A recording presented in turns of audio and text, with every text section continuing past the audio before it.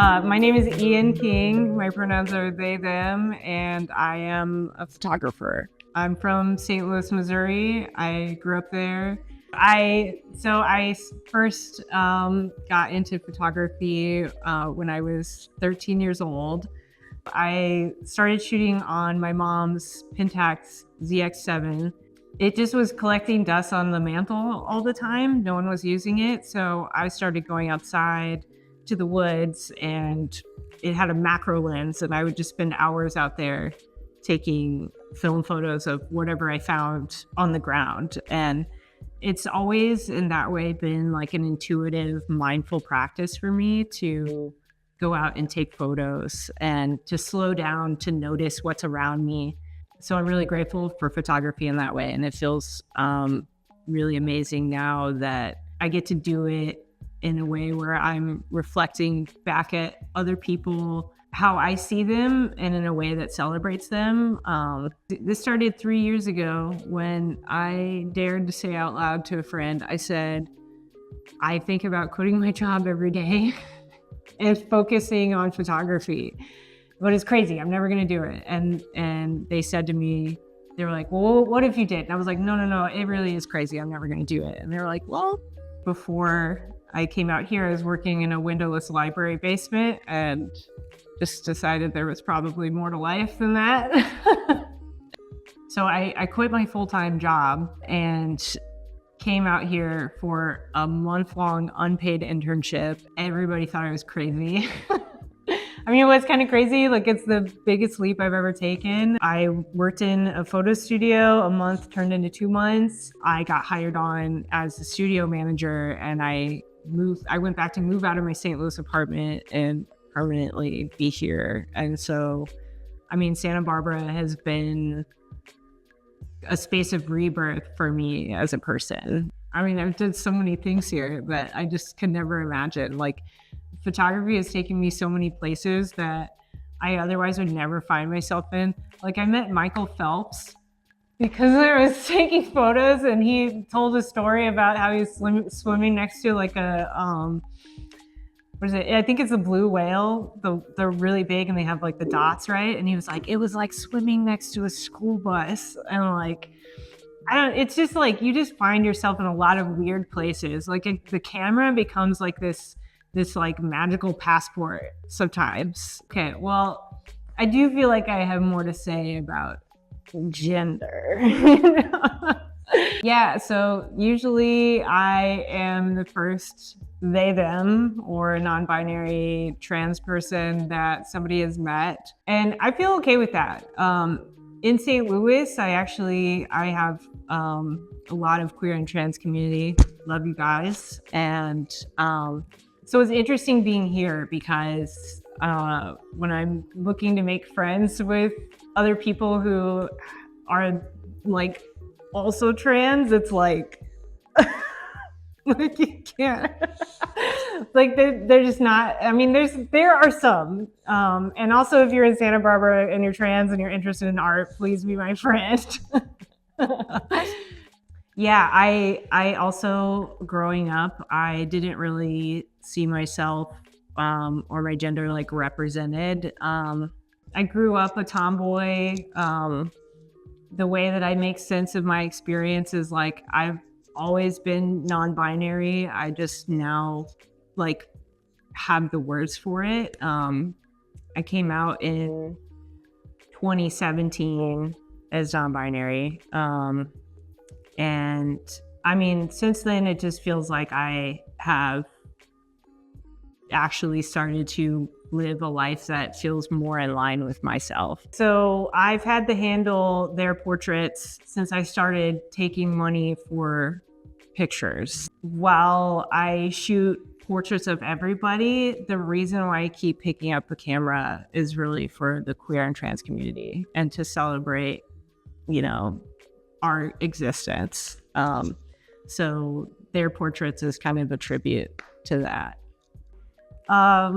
I feel like I'm still pinching myself because I've only been in this space since April, but I've been independent now for what, 7 months? 7 months I've been independent now, but I've been like doing this work for 2.5 years now.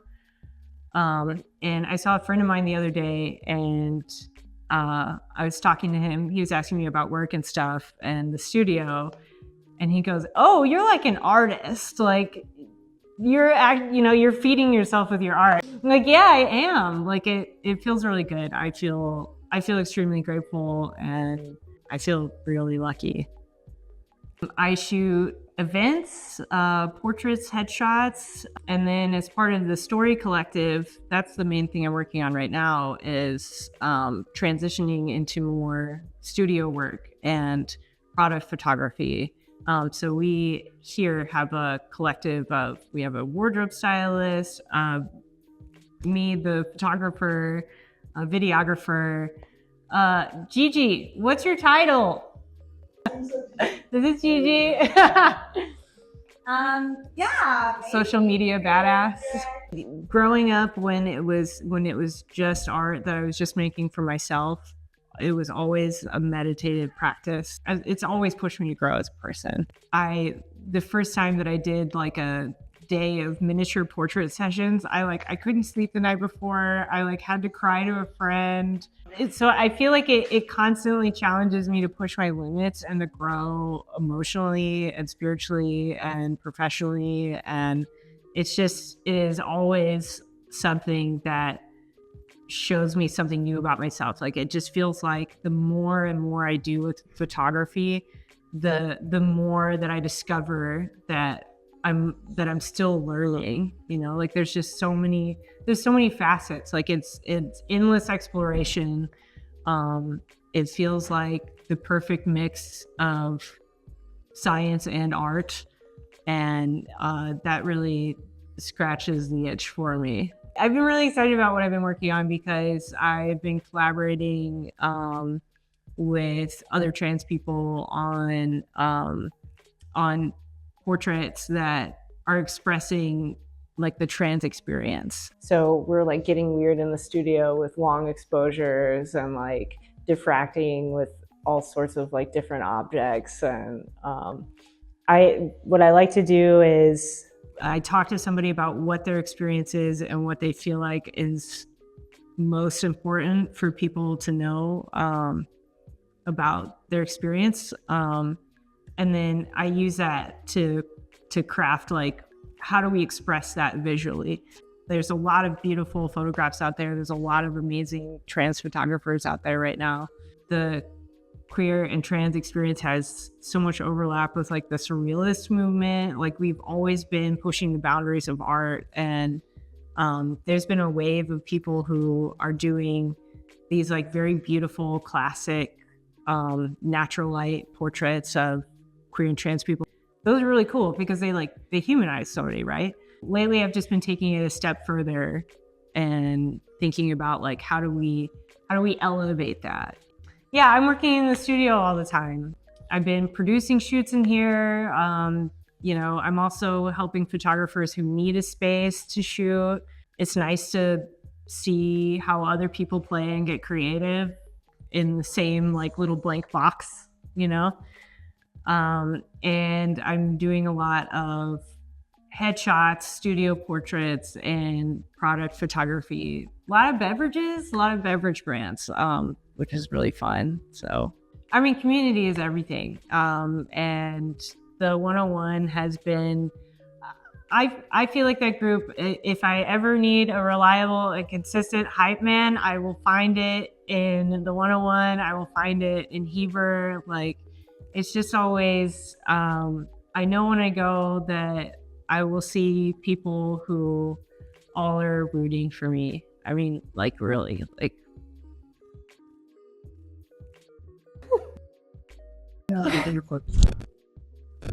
Really, I love you too. And it's like, especially for like independent artists, like, you're working by yourself a lot, and you don't, you're like doing your own thing, and it's great, but it's really nice to like get to connect with other people who are doing the same things and like hear about their experience and know that you're not alone. And also drink beers together. That's it's a good thing too.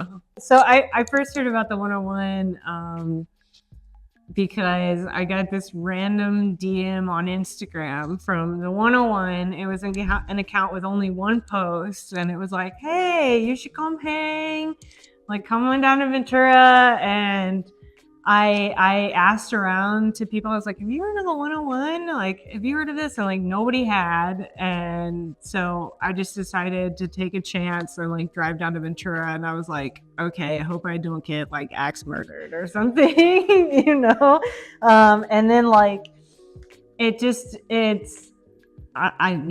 can't believe that you have created like such a community of people who just all really support each other. So it's really special.